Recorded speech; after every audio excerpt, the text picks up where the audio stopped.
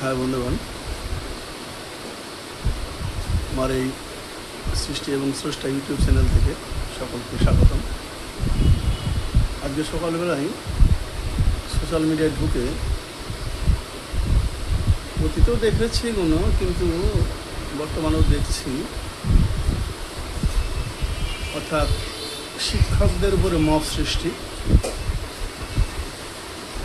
যদি এই কথাগুলো ভালো লাগে একটু লাইক, কমেন্ট এবং সাবস্ক্রাইবটা করে যাবেন এবং নিজের সন্তানদের সাবধান রাখবেন। যারা এই কালচারের সাথে যারা জড়িত তাদের মা বাবাকে বলছি যে আপনার সন্তান কোথায় যাচ্ছে, কি করছে, সেটা দেখার দায়িত্ব আপনার।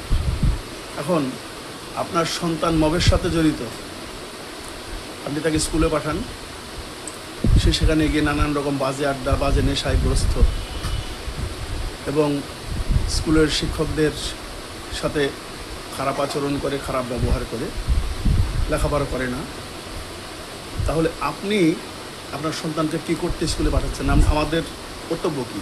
আমরা একটা নষ্ট জেনারেশন অতিক্রম করছি, তার জন্য দায়ী কে? দায়ী আপনি, আমি আপনার দায়ী।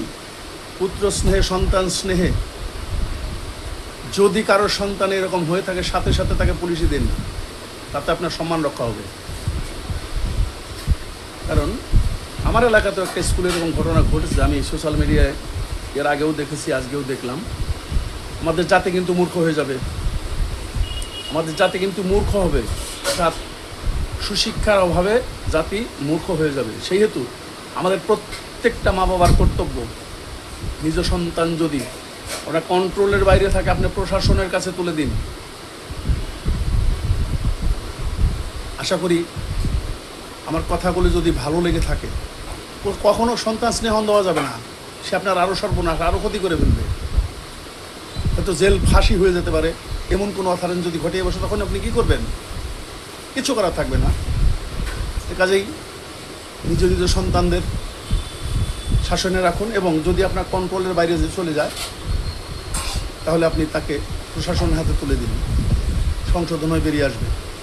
ভালো থাকবেন, সুন্দর থাকবেন।